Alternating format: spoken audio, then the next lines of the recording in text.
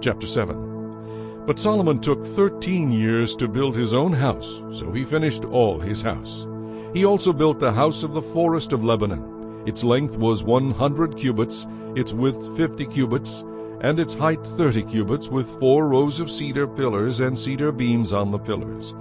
And it was paneled with cedar above the beams that were on 45 pillars, 15 to a row. There were windows with beveled frames in 3 rows, and window was opposite window in 3 tiers.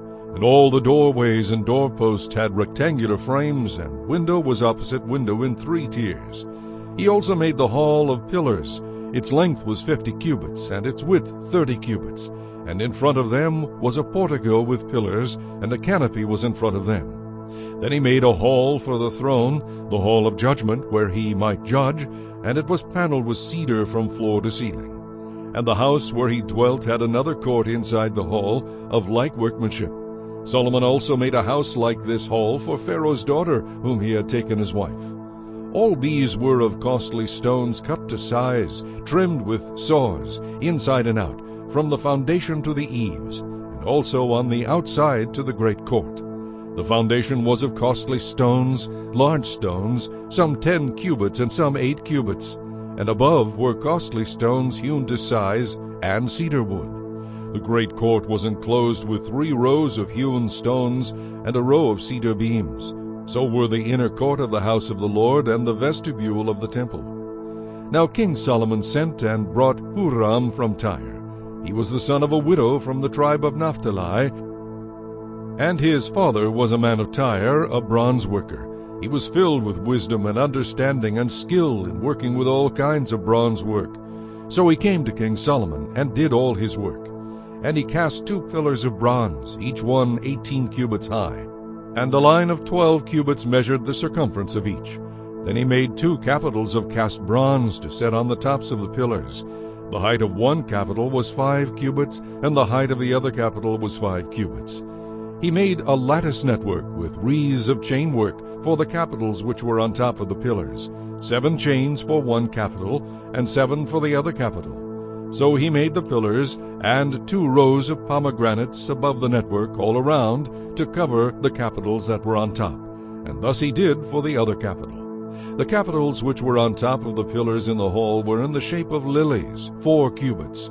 The capitals on the 2 pillars also had pomegranates above, by the convex surface which was next to the network, and there were 200 such pomegranates in rows on each of the capitals all around. Then he set up the pillars by the vestibule of the temple. He set up the pillar on the right and called its name Jachin, and he set up the pillar on the left and called its name Boaz. The tops of the pillars were in the shape of lilies, so the work of the pillars was finished.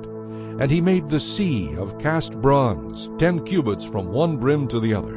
It was completely round. Its height was 5 cubits, and a line of 30 cubits measured its circumference. Below its brim were ornamental buds encircling it all around, 10 to a cubit, all the way around the sea. The ornamental buds were cast in 2 rows when it was cast. It stood on 12 oxen, 3 looking toward the north, 3 looking toward the west, 3 looking toward the south, and 3 looking toward the east. The sea was set upon them, and all their back parts pointed inward. It was a handbreadth thick, and its brim was shaped like the brim of a cup, like a lily blossom. It contained 2,000 baths. He also made 10 carts of bronze. 4 cubits was the length of each cart, 4 cubits its width, and 3 cubits its height. And this was the design of the carts. They had panels, and the panels were between frames. On the panels that were between the frames were lions, oxen, and cherubim, and on the frames was a pedestal on top. Below the lions and oxen were wreaths of plated work. Every cart had 4 bronze wheels and axles of bronze, and its 4 feet had supports. Under the lever were supports of cast bronze beside each wreath. Its opening inside the crown at the top was 1 cubit in diameter, and the opening was round, shaped like a pedestal, 1.5 cubits in outside diameter. And also on the opening were engravings, but the panels were square, not round. Under the panels were the 4 wheels, and the axles of the wheels were joined to the cart. The height of a wheel was 1.5 cubits. The workmanship of the wheels was like the workmanship of a chariot wheel. Their axle pins, their rims, their spokes, and their hubs were all of cast bronze. And there were 4 supports at the 4 corners of each cart. Its supports were part of the cart itself. On the top of the cart, at the height of a half a cubit, it was perfectly round, and on the top of the cart its flanges and its panels were of the same casting. On the plates of its flanges and on its panels he engraved cherubim, lions, and palm trees, wherever there was a clear space on each, with wreaths all around. Thus he made the 10 carts. All of them were of the same mold, one measure, and one shape. Then he made 10 lavers of bronze. Each laver contained 40 baths, and each laver was 4 cubits. On each of the 10 carts was a laver. And he put 5 carts on the right side of the house and 5 on the left side of the house. He set the sea on the right side of the house toward the southeast. Hiram made the lavers and the shovels and the bowls. So Hiram finished doing all the work that he was to do for King Solomon for the house of the Lord. The 2 pillars, the 2 bowl-shaped capitals that were on top of the 2 pillars, the 2 networks covering the 2 bowl-shaped capitals which were on top of the pillars, 400 pomegranates for the 2 networks, 2 rows of pomegranates for each network, to cover the 2 bowl-shaped capitals that were on top of the pillars, the 10 carts, and 10 lavers on the carts, 1 sea, and 12 oxen under the sea, the pots, the shovels, and the bowls. All these articles which Hiram made for King Solomon for the house of the Lord were of burnished bronze. In the plain of Jordan the king had them cast in clay molds, between Succoth and Zaratan. And Solomon did not weigh all the articles, because there were so many. The weight of the bronze was not determined.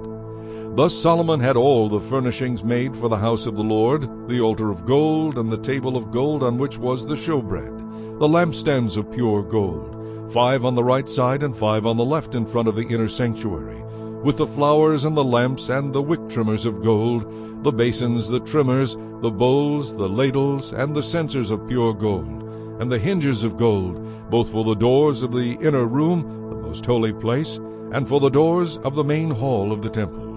So all the work that King Solomon had done for the house of the Lord was finished, and Solomon brought in the things which his father David had dedicated. The silver and the gold and the furnishings, he put them in the treasuries of the house of the Lord.